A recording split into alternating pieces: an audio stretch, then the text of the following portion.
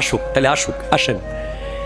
100 টাকা মায়ের হাতে দেওয়ার আগে, 500 টাকা বাবাকে দেওয়ার আগে যে চিন্তা করে যে আমি কেন দেব, আমার বড় ভাই আছে না, আমার মেজো ভাই আছে না, সব আমি কেন, প্যারাসিটামল আমি কেন, ওষুধ আমি কেন, ডাক্তার আমি কেন, তাকে বলি ওরে বেটা, ওয়াইসুল করণী নবীজির আমলে পৃথিবীতে ছিল, উপস্থিত ছিল, এরপরেও সাহাবা হতে পারে নাই, কারণ ঈমান ছিল, নবীজিকে দেখতে পারে নাই, কপালের চোখে দেখতে পারলো না। কেন?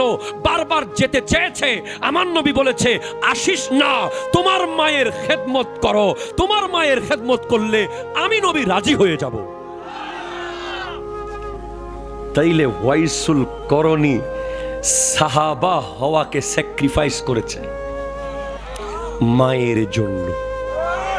তুমি 100 টাকা দিতে পারো না, তুমি 500 টাকার একটা নোট দিতে পারতেছো না, আর ওয়াইসুল করণী গোটা সাহাবিয়তকে ত্যাগ করেছে মাকে রাজি করার জন্য, বাবাকে রাজি করার জন্য।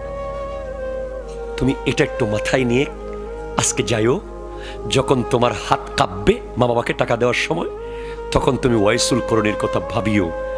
শুধু মায়ের সেবা করার জন্য সাহাবী হতে পারে নাই, বিনিময় পেল কি? আমার নবী হযরত ওমরকে আর হযরত আলী রাদিয়াল্লাহু তাআলা, এই দুইজন জলিলুল কদর সাহাবীদের মধ্যে সবচেয়ে শ্রেষ্ঠ, তাদেরকে বলছেন ওয়াইসুল করণীকে দেখলে তার কাছ থেকে দোয়া নিও।